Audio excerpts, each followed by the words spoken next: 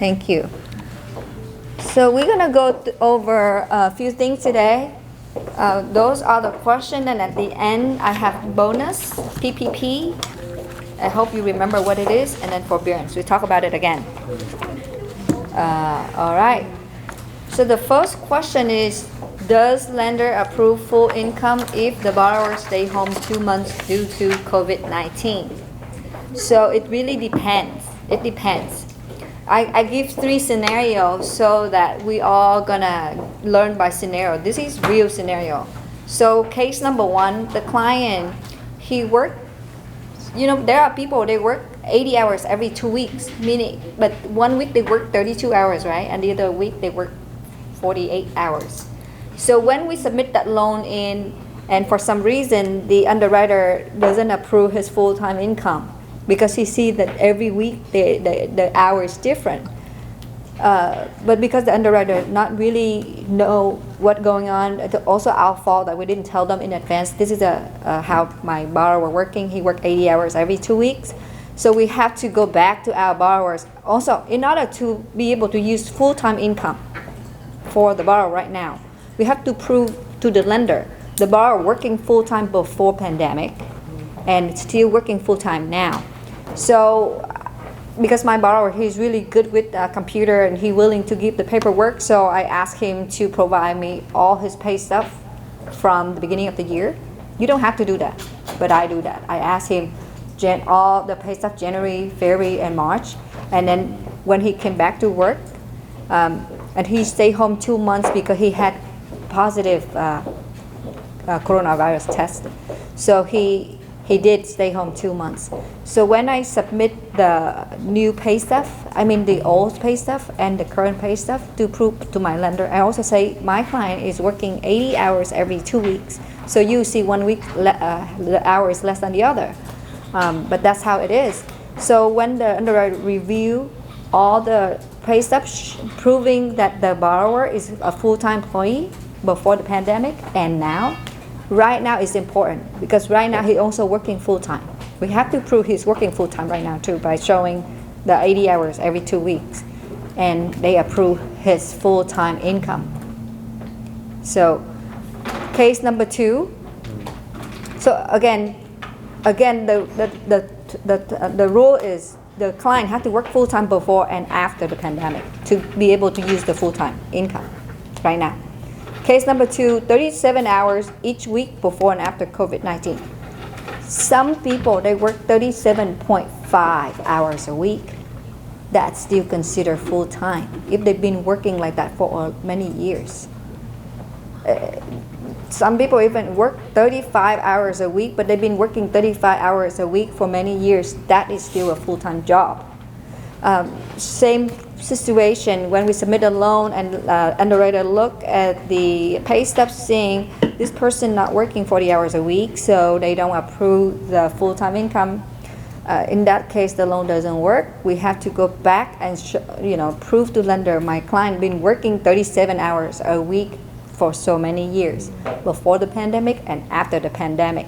So when you talk to your client regarding to the full-time income, you have to ask like the hours they're working each week, and find a way to prove to lender this is a full-time employee now and before in order to use the full income. Case number 3 is obviously not full-time, 40 hours before the pandemic and 20 hours after. So obviously this person no longer working full-time. Let's give a very specific example. This person worked in January $4,000 a month, February $4,000 a month, and in March, assuming this person worked $4,000 a month in March. So showing their two lender, this is a full-time employee before the pandemic.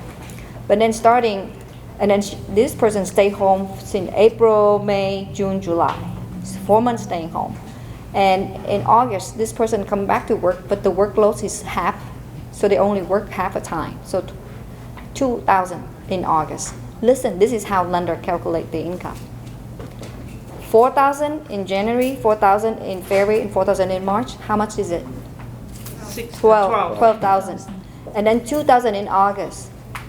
total, you add 12 and 2, it's 14,000 income and then they will add how many months? So from January to August is 8 months. So they say 14 months divided by 8 months. So 14,000 of total income from January, February, March, and August. 14,000 divided by 8 months. Let's see how much is it. 1,000. So 14,000 of that, 14,000 divided by 8. So it's 1,750. So $1,750 per month income now, it's not gonna work. It's not gonna work. So this loan is a dead deal. We have to wait until this borrower come back full time. Okay, we have to be able to prove to the lender this is, so whenever the borrower change the time after they come back from the pandemic, that the income gonna go down so much. We can't do the loan. Okay? Question for that Yes. case, because I have one of the buyer who has exactly in that situation. Okay. So how long, let's say he come back to work full time, how long do we start using the income for the full time? Do we have we to do just like need 6 one- months or 1 month? No, when he come back, like my client, he came back to work in August, and we can start, as long as we can prove he worked full time in August, then we can do the loan. Good questions. Okay. So actually, so for the people who work full time before and full time after, lender excludes the month they don't work. They exclude it. But when people they don't work full time no more now, right now, the lender will include all the months in the, when they calculate the income. Average it out. Yeah. So our second question is, what new requirement that business owner must provide due to COVID-19? So right now we have a dentist doing refinance with us, and she got really frustrated. She wanted to give up a few times. She texted me, Min, should I give up on my refinance? I'm tired because they keep asking for document. I keep encouraging her, say, you almost there, but then another document required. She got, Min, you said you're almost there, and then we still, it just happened. The reason is now, in the past, I remember even last year when I submit a loan to my lender for business owner, I only need to submit the 2-year tax return, and the lender would just use the income from the tax return to qualify for a mortgage. But now they ask for year-to-date profit and loss. In the past, long ago, they do ask for year-to-date profit and loss. Okay, and now they for sure they ask for it, and I submitted this loan in June. So we have to provide a year-to-date profit and loss from January 1st to May 31st of 2020, beside the 2-year tax return. And of course, we have to submit the business bank statement to show the lender that she's still making money. The money's still going to the deposit into the business bank account. How many months? 2 months? 2-month bank statement showing the money flowing to the business account, and then because of so many things, anyway, the loan take longer than expected.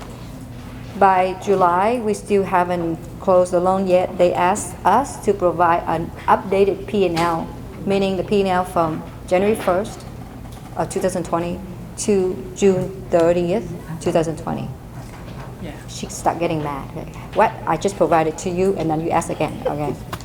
And then we still don't close in July. Come August, lender asks updated profit and loss, so she had to provide another one. The year-to-date profit and loss from January 1st, 2020 to August 31st, 2020. And every time we do a year-to-date profit and loss, my dentist, my borrower have to provide a bank statement to the CPA in order for the CPA to do the P&L.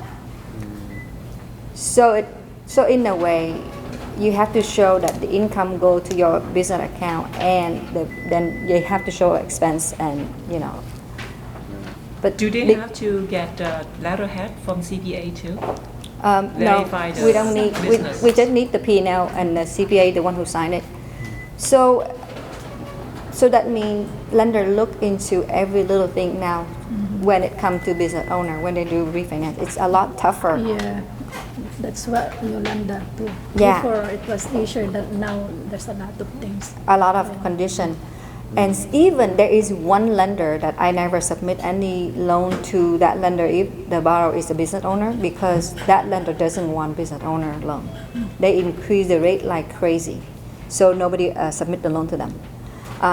That because the dentist really making money, so the loan is still working because there is real money going to her business account, and the P&L still making money.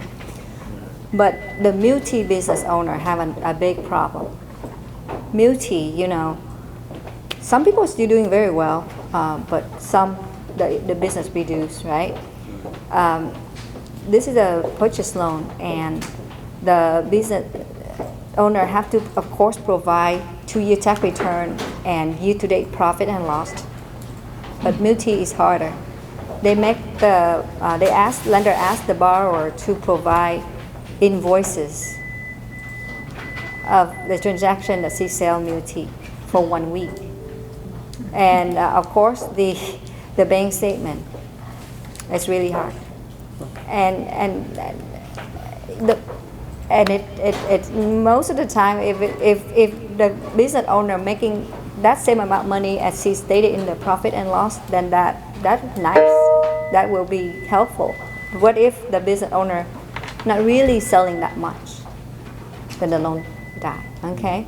So nowadays, when you have a loan with the business owner, you have to really sit down, talk to your client regarding to how much they really making right now. Otherwise, we all wasting our time. Okay, and it's really frustrated for the business owner. So, any question? Let me know. If you have a question, you can always text it to me or on the chat box.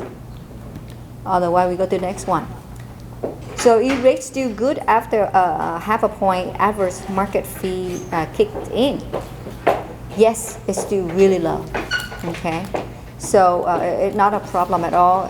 Continue selling it. Don't be afraid. If the client asks for the rate, let me know. Send me the full scenario. I'll give you the rates. The rate is still super good. I keep locking rate and closing loan. This doesn't affect. All right.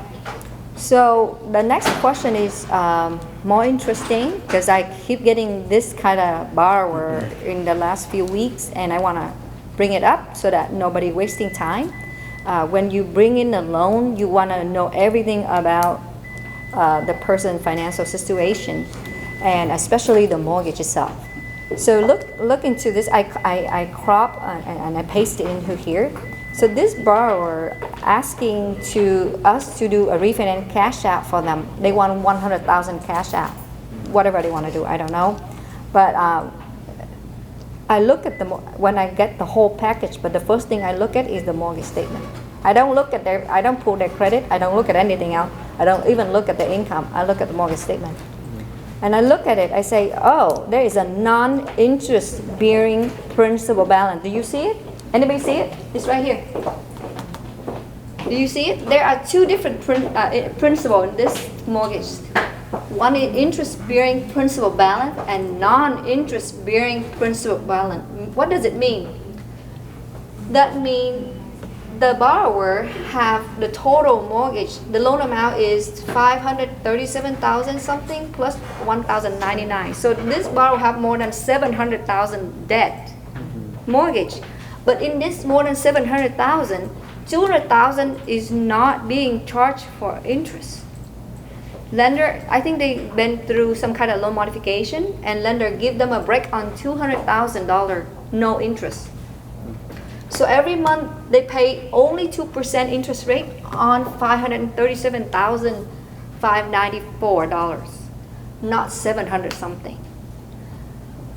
There is an escrow balance, meaning this person paying property tax and insurance every month with the mortgage.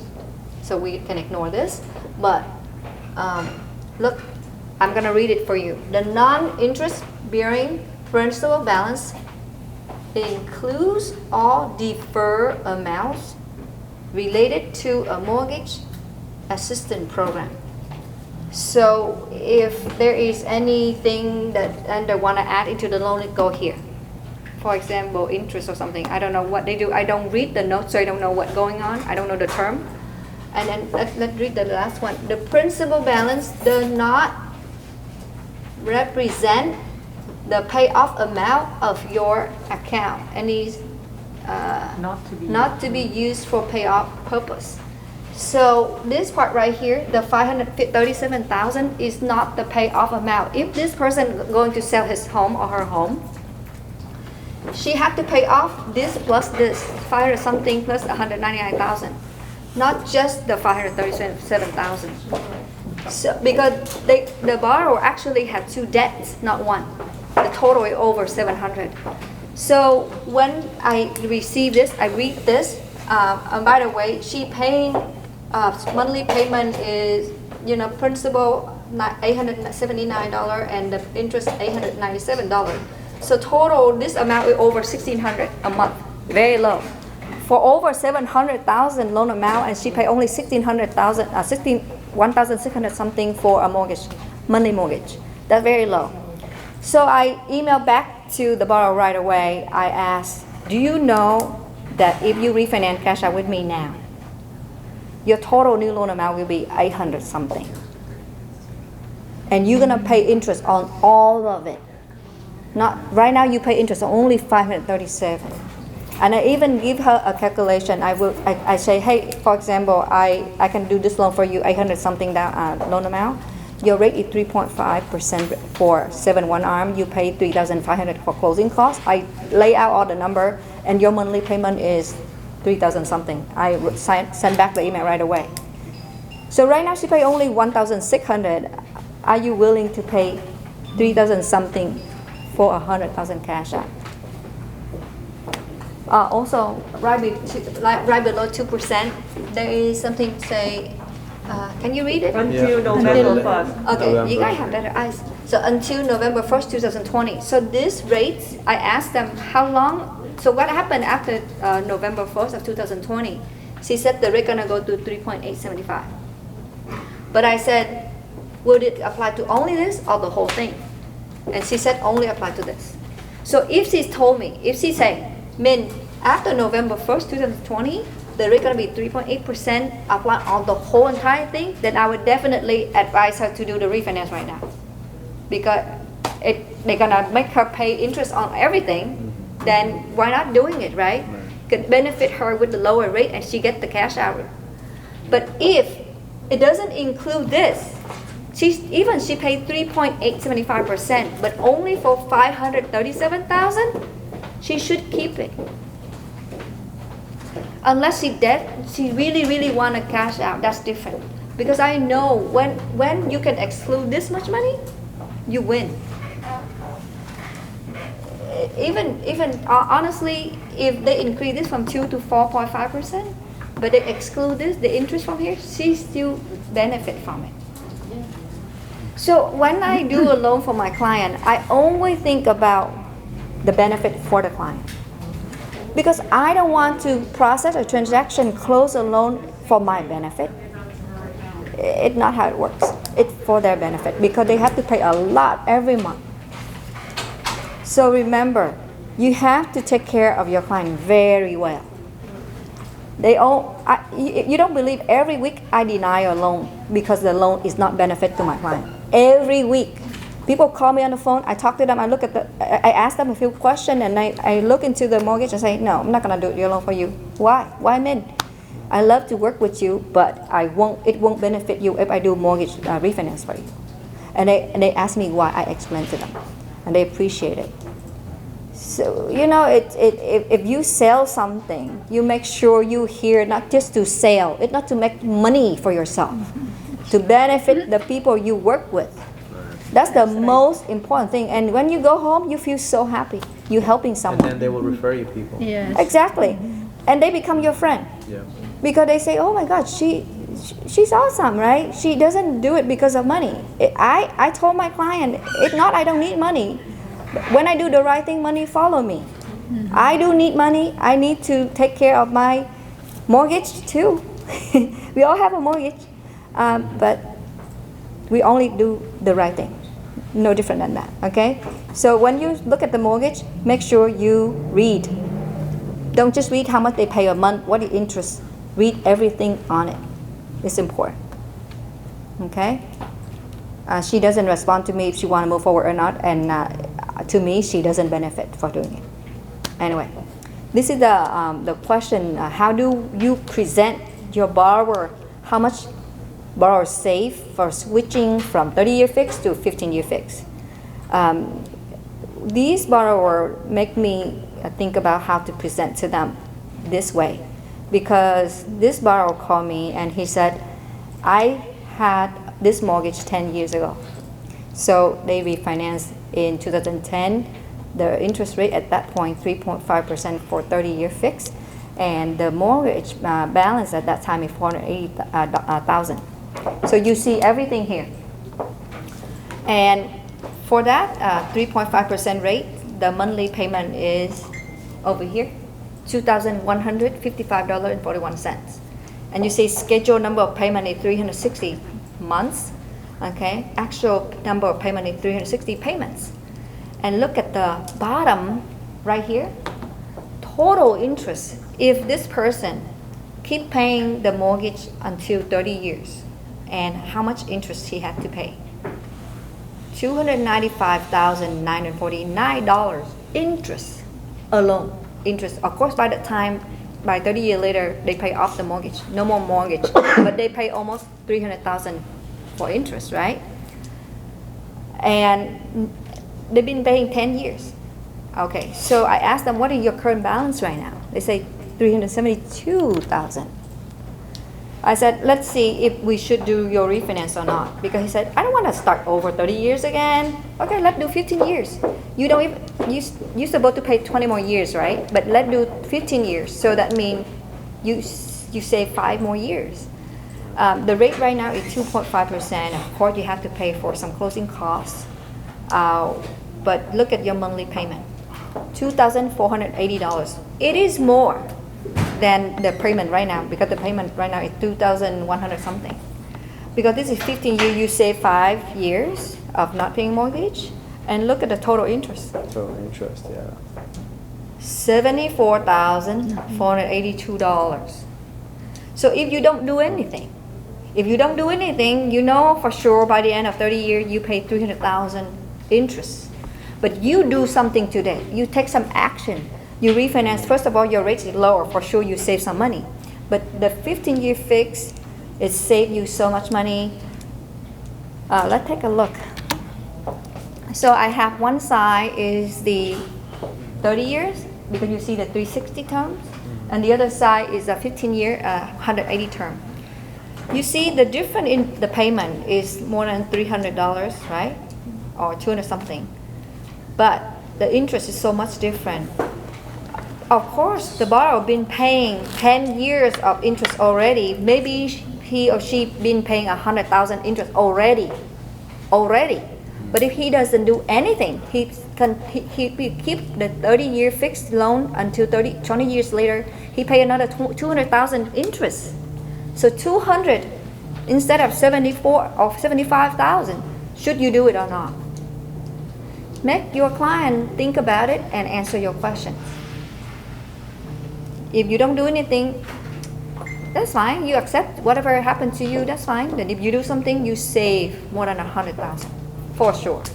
And this is the facts. This is number that we run from. We sent out the mortgage calculator to everyone last night.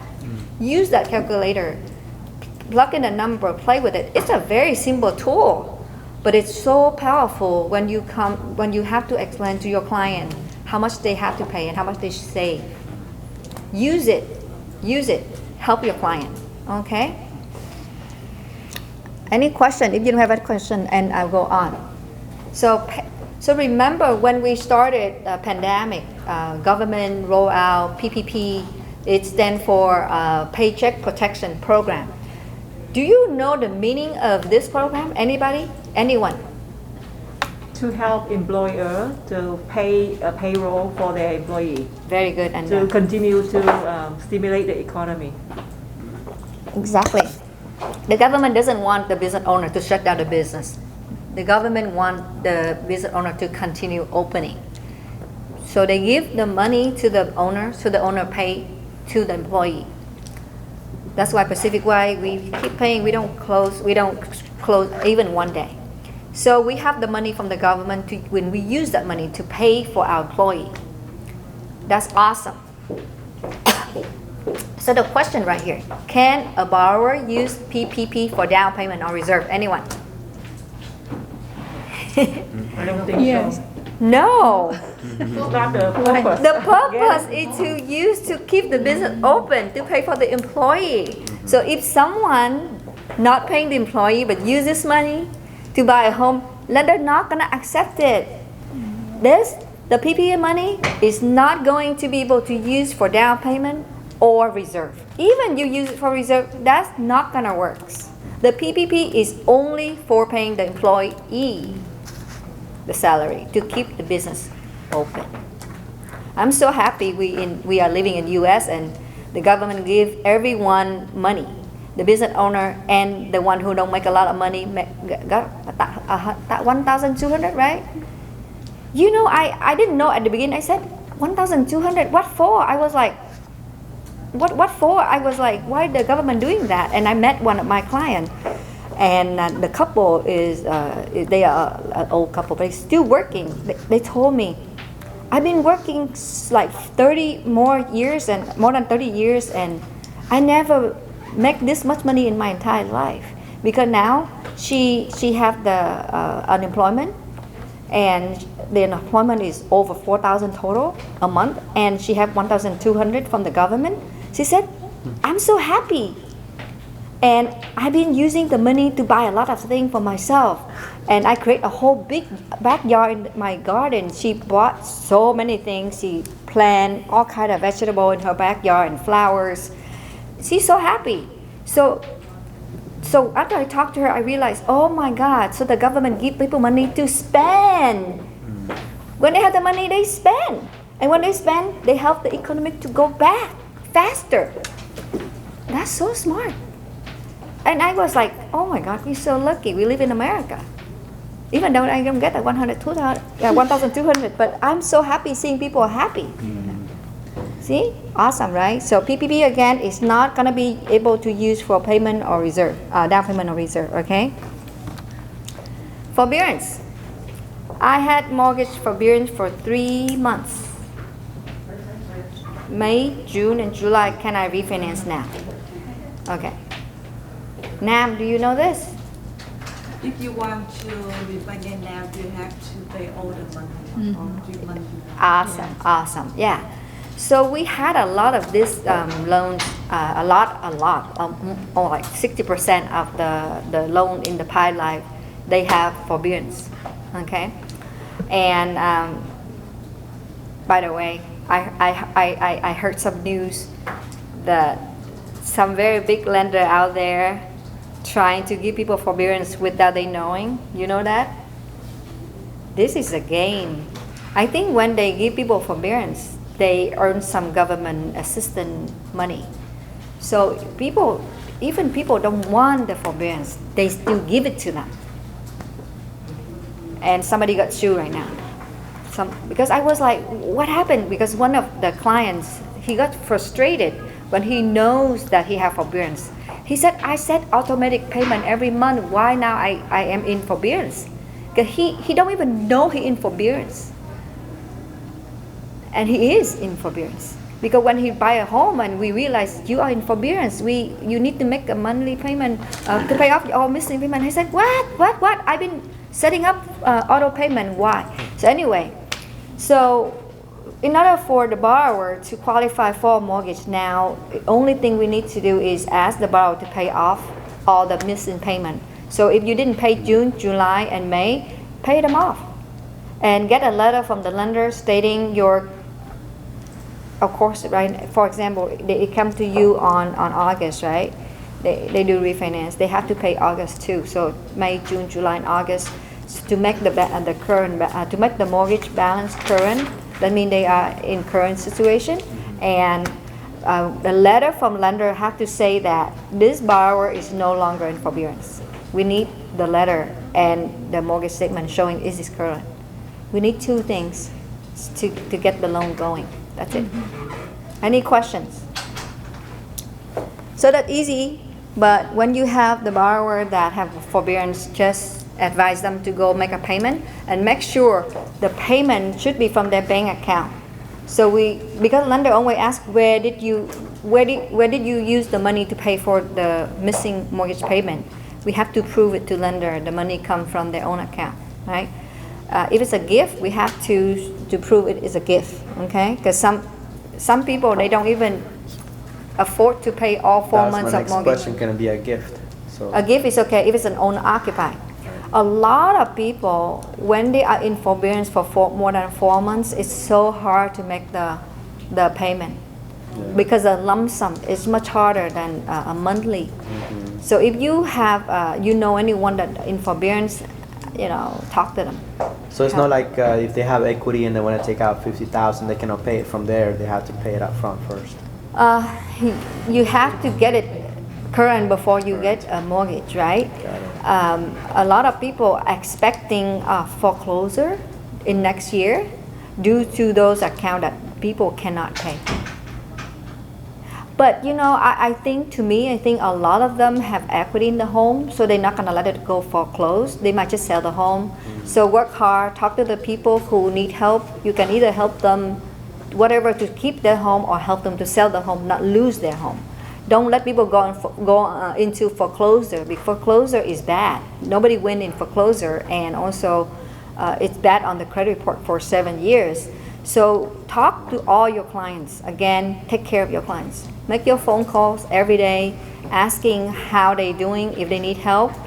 And it's so funny. A lot of people, they have so much equity in the home and they don't even know they can cash out. You believe it or not? So do your job. Help people, because a lot of people, they have many debts and they have so much money in their home. They feel so stressed out with the payment every month, but they don't know they can cash out refinance to get off all that debt and no stress. I help so many of them. When they say, oh my God, I have so much debt. I have to pay like 5,000 credit cards every month. And I look at their mortgage and their home value. I said, you have so much money in your home. Use it. Pay off your mortgage. And pay off your credit card debts. Yeah. And instead of making 20 payments each month, you make one payment. And you save and normally they save like 3,000-4,000 a month. If you add all the debts paying every month to the later on, you pay only one mortgage debt, save 3,000-4,000 a month. So I do my job, you should do yours.